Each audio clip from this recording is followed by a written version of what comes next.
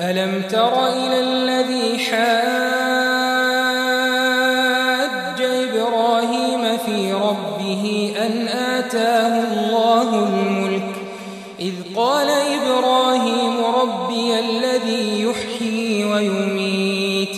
قال أنا أحيي وأميت قال إبراهيم فإن الله يأتي بالشمس من المشرق فأت بها من المغرب فبهت الذي كفر والله لا يهدي القوم الظالمين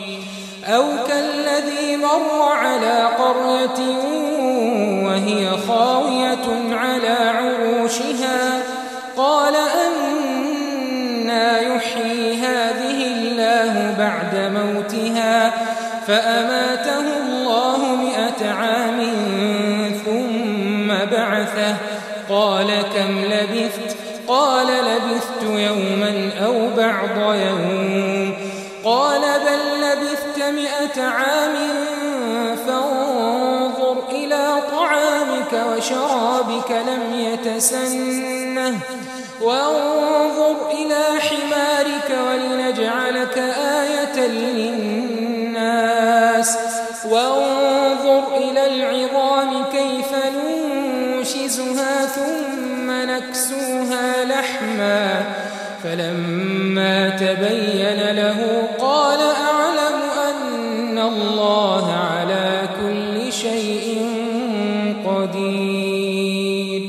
وإذ قال إبراهيم رب أرني كيف تحيي الموتى قال أولم تؤمن قال بلى ولكن ليطمئن قلبي قال فخذ 4 من الطير فصرهن إليك ثم اجعل على كل جبل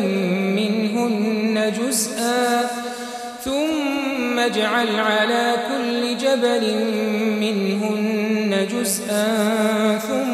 ادعهن يأتينك سعيا واعلم أن الله عزيز حكيم